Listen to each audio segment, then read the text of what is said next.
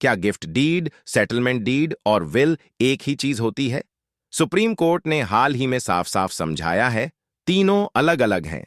नमस्कार, आज हम बात करेंगे सुप्रीम कोर्ट के एक अहम फैसले के बारे में, जिसमें कोर्ट ने गिफ्ट डीड, सेटलमेंट डीड और विल का अंतर स्पष्ट किया है। जस्टिस जे बी पारदीवाला और जस्टिस आर महादेवन की बेंच ने कहा, गिफ्ट, सेटलमेंट और विल तीनों में प्रॉपर्टी का स्वैच्छिक ट्रांसफर यानी वॉलंटरी ट्रांसफर किया जाता है, लेकिन तीनों के कानूनी नतीजे अलग अलग हैं। कोर्ट के मुताबिक गिफ्ट का मतलब होता है किसी प्रॉपर्टी का बिना किसी पैसे या कीमत के ट्रांसफर करना। इसे कानून में ग्रेच्युइट्स ट्रांसफर कहते हैं। प्रॉपर्टी का ट्रांसफर तुरंत, इमीडिएटली हो जाता है। गिफ्ट तभी वैलिड होता है जब इसे देने वाला व्यक्ति, डोनर, जिंदा रहते हुए ट्रांसफर करे और जिसे गिफ्ट दिया जा रहा है, डोनी, वो इसे उसी के जीवन काल में स्वीकार भी कर ले। प्रॉपर्टी अगर अचल संपत्ति है तो गिफ्ट डीड का रजिस्ट्रेशन अनिवार्य है, लेकिन सुप्रीम कोर्ट ने साफ कहा है कि प्रॉपर्टी का पोजेशन देना जरूरी नहीं है। डॉक्यूमेंट्स ट्रांसफर हो जाएं, डोनी उसे स्वीकार कर ले तो भी गिफ्ट वैलिड माना जाएगा।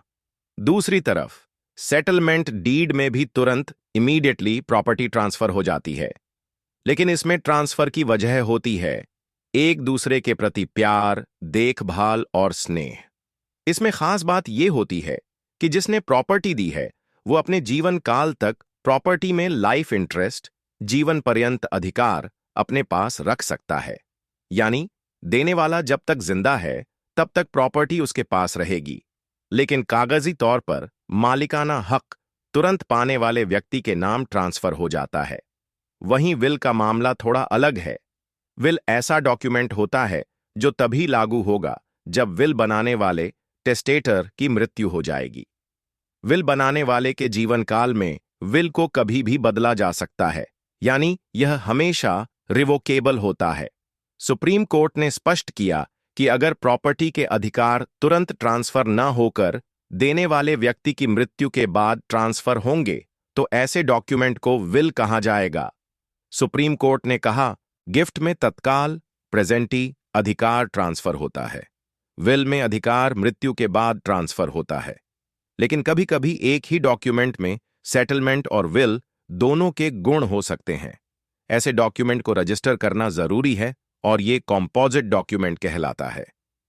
सुप्रीम कोर्ट ने इस मामले में पुराने फैसले मथाई सैमुअल वर्सेस ईपन का भी जिक्र किया, जहां कोर्ट ने बताया था कि डॉक्यूमेंट का नाम नहीं, उसकी शर्तें और उसका उद्देश्य देखना चाहिए। डॉक्यूमेंट ने अगर अधिकार तुरंत दिए हैं तो वो गिफ्ट या सेटलमेंट है। अगर मृत्यु के बाद अधिकार देने की बात कही है तो वो विल है। सिर्फ डॉक्यूमेंट रजिस्टर है, इसलिए वो गिफ्ट हो जाएगा, ऐसा नहीं है। हाल के इस फैसले में कोर्ट ने कहा कि जिस मामले की वो सुनवाई कर रहा था उसमें एक मां ने प्यार और स्नेह के चलते अपनी बेटी को प्रॉपर्टी ट्रांसफर की थी। मां ने अपने लिए जीवन भर प्रॉपर्टी में लाइफ इंटरेस्ट रखा, लेकिन बेटी के नाम अधिकार तुरंत दे दिए। बेटी ने डॉक्यूमेंट एक्सेप्ट भी किया, रजिस्ट्रेशन कराया, डॉक्यूमेंट्स को कब्जे में भी रखा। कोर्ट ने साफ किया कि ऐसा डॉक्यूमेंट गिफ्ट और सेटलमेंट दोनों की शर्तें पूरी करता है, इसलिए मां बाद में एक तरफा, यूनिलेटरली, इस डॉक्यूमेंट को कैंसिल नहीं कर सकती थी। एक बार वैलिड गिफ्ट या सेटलमेंट होने पर देने वाला उसे रद्द नहीं कर सकता। सुप्रीम कोर्ट ने यह भी स्पष्ट किया कि डॉक्यूमेंट देने वाले के जीवन काल में ही ट्रांसफर को स्वीकार किया जाना जरूरी है। डॉक्यूमेंट्स का कब्जा स्वीकार कर लेना ही कानून की नजर में एक्सेप्टेंस है। प्रॉपर्टी का फिजिकल पोजेशन ना भी दिया जाए तो भी डॉक्यूमेंट वैलिड होता है। इसलिए ध्यान रखें, डॉक्यूमेंट का नाम नहीं, डॉक्यूमेंट का उद्देश्य महत्वपूर्ण है। सुप्रीम कोर्ट का यह फैसला आपकी संपत्ति सुरक्षित रखने में बहुत मदद करेगा। ऐसी और कानूनी जानकारियों के लिए हमारे चैनल को फॉलो करें, वीडियो शेयर करें और लोगों को जागरूक करें, क्योंकि कानून जानना सबका हक है। धन्यवाद।